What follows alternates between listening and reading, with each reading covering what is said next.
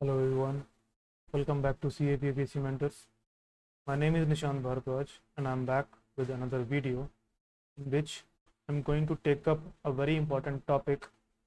In this video, I'm going to talk about 1 year study plan for the upcoming CAPPC exam of 2024. देखो, जब आप prepare कर रहे हो तो आप में से बहुत से लोग ऐसे होंगे जिन्होंने अपनी स्ट्रैटेजी बना ली होगी, ठीक है। So you are good to go with your own strategy, but some of you might need some help, and for that I'm here to help you out. ठीक है, तो आज की हम वीडियो में जो बात करने वाले हैं कि आप अपना नेक्स्ट जो अभी सितंबर चल रहा है, मैं मान लेता हूँ कि आपने अक्टूबर से आप अपनी प्रिपरेशन स्टार्ट करेंगे, देन अक्टूबर टू जुलाई आपके पास ऑलमोस्ट 10 मंथ्स हैं, ठीक है। 10 मंथ्स हैं। आप ये 10 महीने किस तरह से यूटिलाइज करोगे कि आप जो है एक ऐसी पोजीशन में आ जाएं कि हाँ, एग्जाम के लिए कॉन्फिडेंट हो जाएं और एक बहुत ही बेहतर एस्पिरेंट की तरह कॉम्पीट करें, ठीक है। इस बारे में हम बात करेंगे इस वीडियो में। In previous video I have already talked about कि आपको नोट्स कैसे बनाने हैं, ठीक है, आपका डेली शेड्यूल क्या होना चाहिए, ठीक है, बुक्स कौन सी होनी चाहिए आपके पास, करंट अफेयर्स कहाँ से पढ़ोगे आप, ठीक है, और भी एक आध चीज़ें मैं कवर कर चुका हूँ। तो अब जो टॉपिक है आज का, उसके लिए आपको एक ब्रॉड गाइडलाइन देना चाहता हूँ मैं, ठीक है। अगेन ये सिर्फ एक गाइडलाइन है, आप अपनी तरफ से अपना प्लान खुद बना सकते हैं पूरे साल के लिए, ठीक है। जैसे कि मैंने आपको एक चीज़ बताई थी जब डेली शेड्यूल बताया था, जिसमें आपके करंट अफेयर्स और न्यूज़पेपर का टाइम बताया था, ठीक है, करंट अफेयर्स एंड न्यूज़पेपर का टाइम बताया था। ये आपका थ्रू आउट ईयर चलेगा, ठीक है, ये एज इट इज कंटिन्यू रहेगा, ठीक है, अक्टूबर टू इवन आपको सितंबर से कवर करने हैं करंट अफेयर्स, सितंबर 2023 टू जुलाई और मे बी जून 2023, इतने करंट अफेयर्स आपको कवर 2024, इतने करंट अफेयर्स आपको कवर करने ही हैं फॉर द CAPFAC एग्जाम 2024, ठीक है। इसका मैंने आपको एक टाइम बताया था पिछली वीडियो में, वो आपका टाइम सेम रहेगा, सेम टाइम, ठीक है जी। अब शुरुआत करते हैं हम अपनी एक ब्रॉड गाइडलाइन की कि आपको कौन सी बुक से स्टार्ट करना चाहिए, कितने दिनों में कौन सी बुक कंप्लीट करनी चाहिए, ठीक है, आंसर राइटिंग कब से स्टार्ट करनी चाहिए, इन सब के बारे में हम बात करेंगे। तो आई एम अज्यूमिंग कि आपने अब तक कुछ नहीं पढ़ा है और आप अक्टूबर से अपनी प्रिपरेशन स्टार्ट करोगे, अक्टूबर से, ठीक है।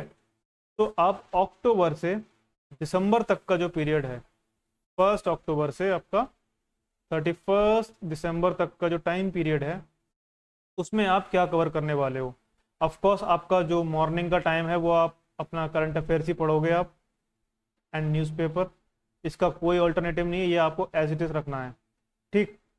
उसके बाद आपको इन 3 महीने में आपको अपनी NCERTs कंप्लीट करनी है, NCERTs फर्स्ट रीडिंग करनी है आपको, ठीक है। बाकायदा आप अपने पेंसिल से अपने नोट्स को, इंपॉर्टेंट पॉइंट्स को हाईलाइट करेंगे, अंडरलाइन करेंगे, ठीक है, यहाँ पे आएगा नहीं, पेंसिल से हाईलाइट करेंगे या फिर अंडरलाइन करेंगे, ठीक है, अंडरलाइन कीजिए आप ताकि आप बाद में हाईलाइटर से इसको नोट कर सकें, ठीक है। I have already told you about the note making art, तो आप जो पॉइंट आपने हाईलाइट किए हैं या अंडरलाइन किए हैं, आप चाहें तो उनके नोट्स भी बना सकते हैं। आपको पिछली वीडियोस को देखना पड़ेगा, अगर आपने डायरेक्टली ये वीडियो देख रहे हो तो आपको शायद समझ में ना आए, तो आप नोट मेकिंग की वीडियो और डेली शेड्यूल की वीडियो देखिए और उसमें इंक्लूड कीजिए इन चीज़ों को। अब देखो, फर्स्ट रीडिंग आपने NCERT स्टार्ट करी, अब आपको NCERT कौन सी पहले पढ़नी है, as per the trend of CAPF AC exam और रिक्वायरमेंट ऑफ द एग्जाम, आप अपनी एनसीईआरटी से स्टार्ट करोगे साइंस से। साइंस आपको पढ़नी है 6 to 10th। ठीक है, साइंस के बाद आप पढ़ने वाले हो हिस्ट्री। इन दोनों सब्जेक्ट की क्यों पढ़नी है पहले, क्योंकि एक तो ये बहुत वेटेज रखते हैं, प्लस ज़्यादा एनसीईआरटी इनकी। ठीक है, 6 to 10th ये भी हो गई 4-5, और हिस्ट्री की भी 4-5 हैं। और जो बुक्स पढ़नी है हिस्ट्री की वो मैं ऑलरेडी आपको वीडियो में बता चुका हूँ पहले। इसके बाद आप उठाओगे अपना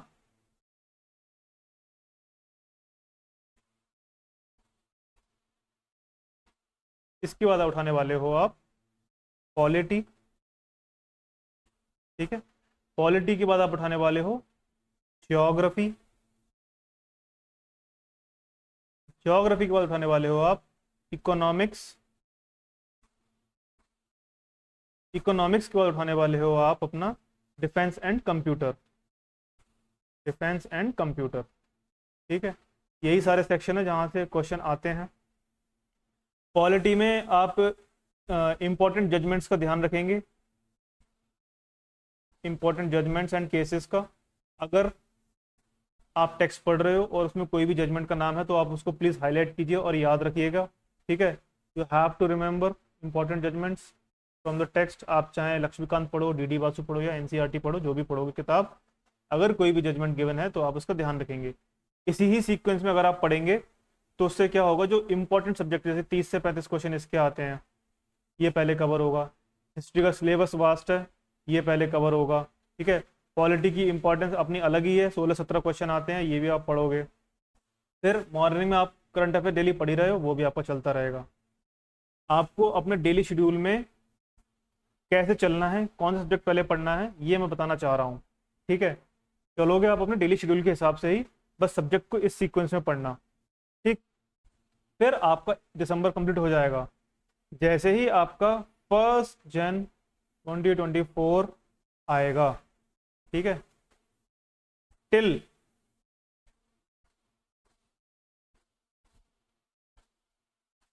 28 फेब, मैं ये अज्यूम कर रहा हूं कि आप इतने में अपनी एनसीईआरटीज को कंप्लीट कर चुके हैं। ठीक है, अगर आप कोई क्लास ले रहे हैं तो वो नोट्स का आप रिवीजन कर रहे हैं, ये मैं मान के चल रहा हूँ। 3 महीने में आपने ये काम किया है, अपना खुद की रीडिंग करी है एनसीईआरटीज की। ठीक है, हाईलाइट करे हैं एनसीईआरटीज में पॉइंटर्स, उनको आपने नोट्स बनाए हैं। अगर नोट्स नहीं बना रहे हैं तो आपने खुद एनसीईआरटी पढ़ी है, प्लस आप जहाँ से क्लास ले रहे हैं आपने उसके नोट्स बनाए हैं। ठीक है, आप उनको भी रिवाइज कर रहे हैं, आप करंट अफेयर्स भी रिवाइज कर रहे हैं। ठीक है, और इस बीच में आपको और कुछ नहीं करना है, सिर्फ इतना ही करना है।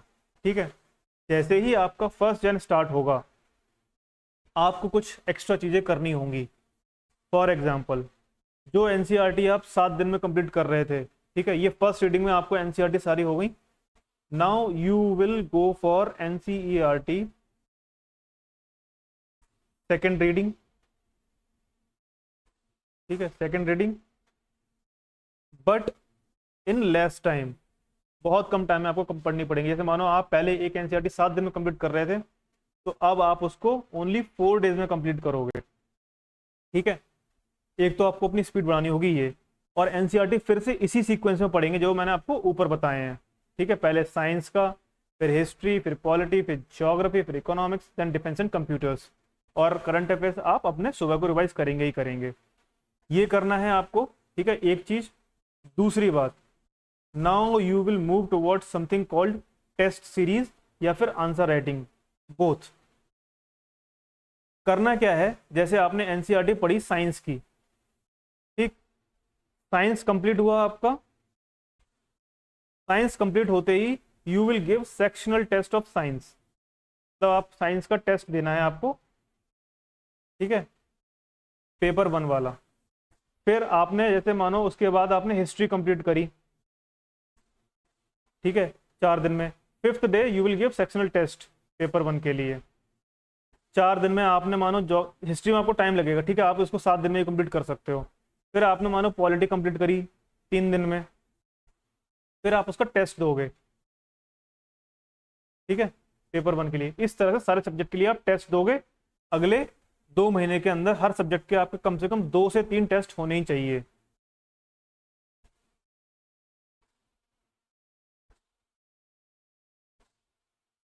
फॉर एवरी सब्जेक्ट आप 2 से 3 टेस्ट दोगे for every subject.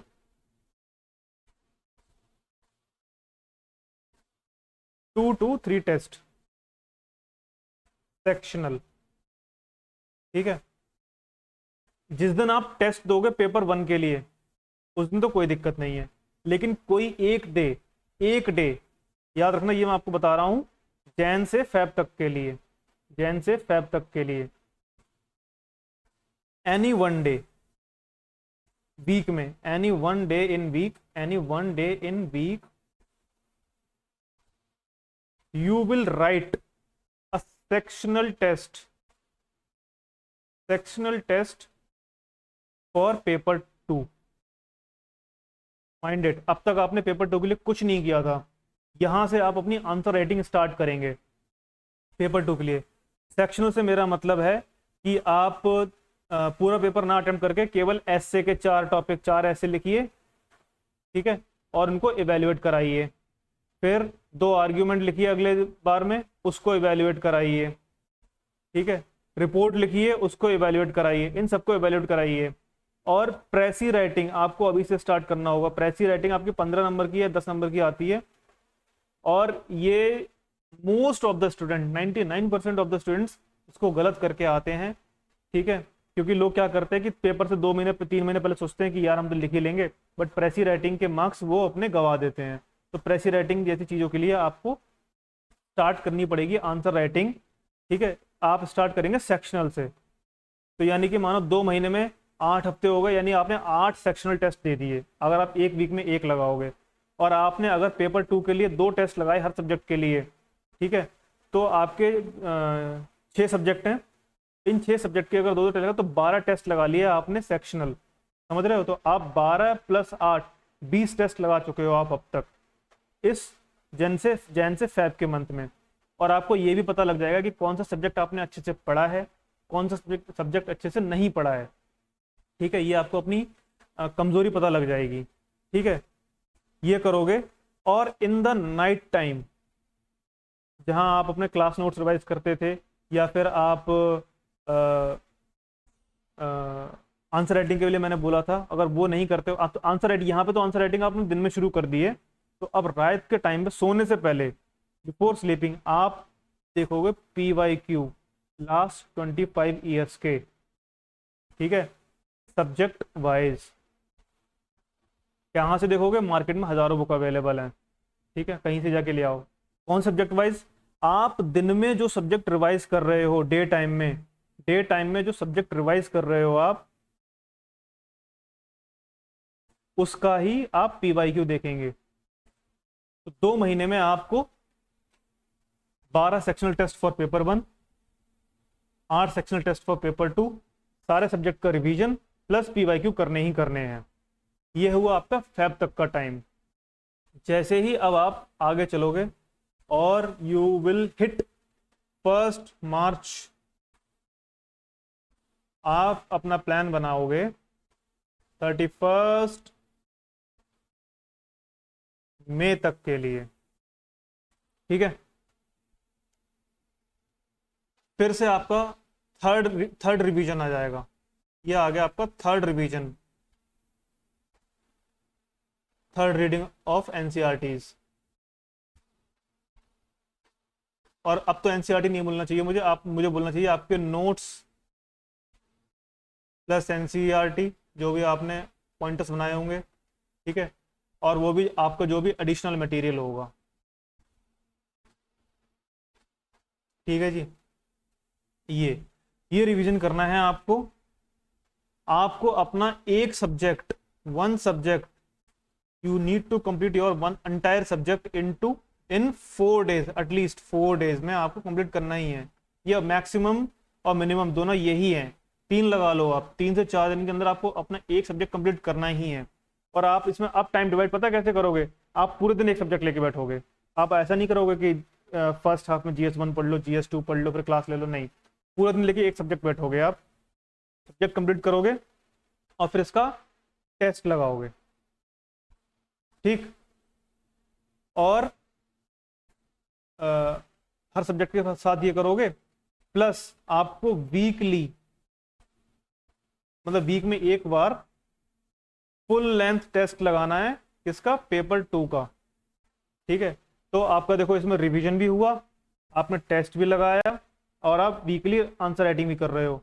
Mind you, आपकी जो करंट अफेयर्स और न्यूज़पेपर है वो चल रहा है सुबह तक हमेशा, वो बंद नहीं हुआ है, ठीक है। और इन द नाइट टाइम, आप क्या करोगे, आप अपने PYQs देखते रहोगे, वो बंद नहीं करोगे, ठीक है। फिर आपके थर्ड रिवीजन हो गया आपका, आपके पास नोट्स होंगे अपने, आप NCERT आपकी इतनी बार पढ़ चुके, 2 बार पढ़ चुके हो, आपके फिंगर टिप्स पे होगी, और जो भी आपने एडिशनल अपने नोट्स इकट्ठे करे होंगे वो, इनका रिवीजन चल रहा है आपका। आप टेस्ट लगा रहे हो, weekly test, full length test paper 2 का भी लगा रहे हो, करंट अफेयर्स भी आपके रिवाइज हो रहे हैं, ठीक है। न्यूज़पेपर भी आप पढ़ रहे हो, आपके पास कंटेंट डेवलप हो रहा है लगातार, ठीक है। न्यूज़पेपर रीडिंग से आपके पास कंटेंट लगातार डेवलप हो रहा है, आर्गुमेंट राइटिंग के लिए, एसे राइटिंग के लिए, रिपोर्ट राइटिंग के लिए, प्रेसी राइटिंग के लिए, ठीक है। इंग्लिश इंप्रूव हो रही है आपकी। मई तक आपके 3 रिवीजन कंप्लीट होने चाहिए। अब आता है आपका जून एंड जुलाई का टाइम, ठीक है। अब क्या करोगे आप, 4th रिवीजन पे आएंगे आप।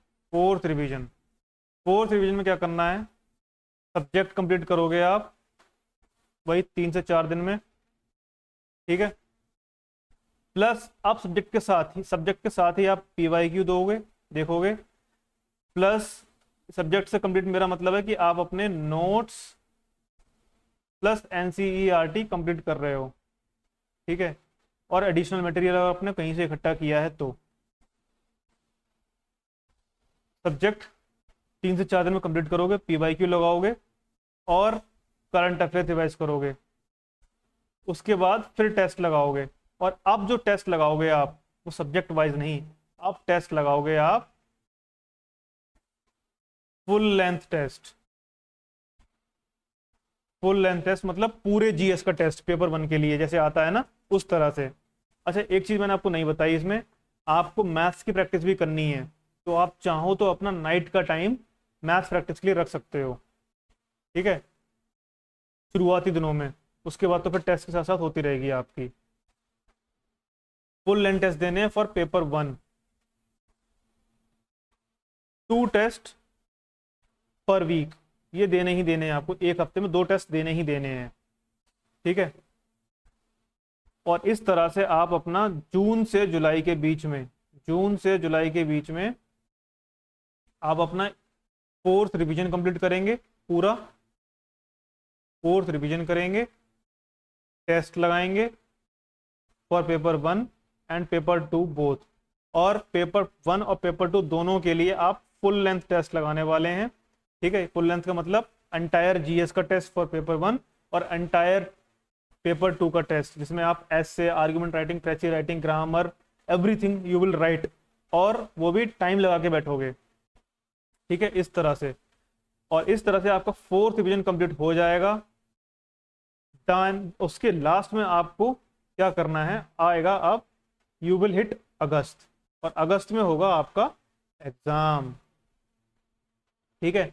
इस मंथ में नो टेस्ट, कोई टेस्ट नहीं देना आपको, ठीक है। क्या करना है, सिर्फ आपको 1 सब्जेक्ट इन 1 डे और 2 डे ये करना है, प्लस PYQ, प्लस जो आपने नोट्स बनाए हैं, notes out of your core notes, और जो आपने टेस्ट के पॉइंटर लिखे होंगे, जो टेस्ट में गलतियां करी ना वो लिखी होंगी, जो गलतियां वो टेस्ट नोट्स दोनों ये करने वाले हो आप। एक दिन में सब्जेक्ट कंप्लीट करोगे, 2 दिन में, और ये कंप्लीट करोगे, ठीक है। प्लस आपका करंट अफेयर सुबह के टाइम में चलता रहेगा, और यहाँ पर आप न्यूज़पेपर नहीं पढ़ोगे, न्यूज़पेपर आपको बंद कर देना है, यहाँ नहीं पढ़ना है। सिर्फ आप अपनी पुरानी मैगजीन रिवाइज करनी है, या फिर आपने हैंड रिटन नोट्स बनाए हैं तो वो रिवाइज करने हैं मॉर्निंग में, ठीक है। और इस तरह से आप और पेपर 2 के लिए जो भी आपने टेस्ट लिखे होंगे वो अपने टेस्ट पढ़िए, इनके सॉल्यूशन पढ़िए, और इस तरह से आप अपना पूरा प्लान करेंगे 1 साल के लिए। ये चलेगा आपका टिल एग्जाम। ठीक है, 1 दिन में एक सब्जेक्ट कंप्लीट, 2 दिन में एक सब्जेक्ट कंप्लीट, इस तरह से। ये एक तरीका था। अब क्या होगा कि नेक्स्ट वीडियो में मैं आपसे बात करूंगा एक बहुत इंपॉर्टेंट चीज़ के बारे में। जैसे मैंने आपको यहाँ बोला टेस्ट नोट्स, तो आपको टेस्ट कैसे अटेम्प्ट करना है,